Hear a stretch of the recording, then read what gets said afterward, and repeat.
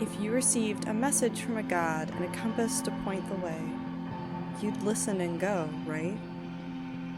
You'd follow that compass just to see what they wanted to show you and what they wanted you to know, right?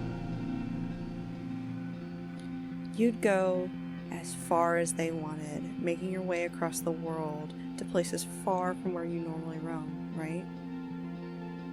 Maybe you'd even get a little bit of enjoyment out of the trip.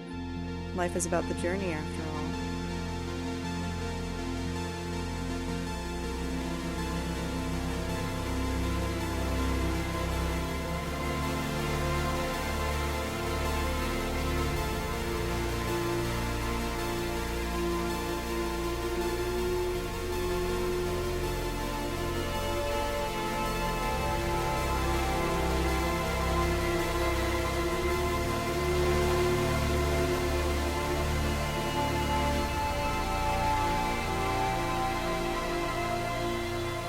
But when you'd get to the door that they ask you to walk through, one that's shape was so unfamiliar you'd call it otherworldly, you'd pause and stare and wonder for a moment if the gods were actually steering you in the right direction, wouldn't you?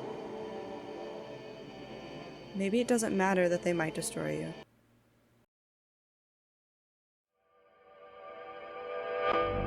Maybe the knowledge is worth the risk, right?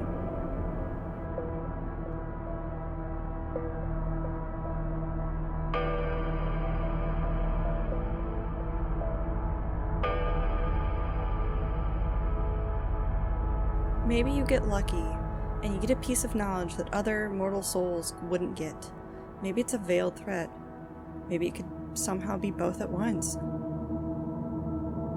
It's hard to interpret the messages of gods, right? Even when the messages seem clear, there's always the wonder that something we didn't know is waiting amongst their words.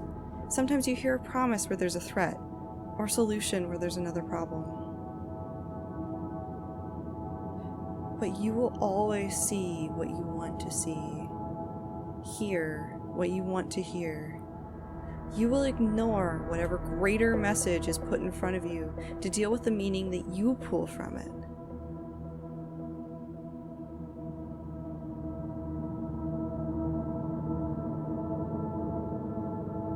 Sometimes you see your past. Sometimes you see your future. And sometimes you might even fail to consider your present. Regardless, you listen when you receive a message from a god and go where that compass points. You see what that god says. And in hindsight, you might see the warning they were sending you, or the gentle push in the right direction.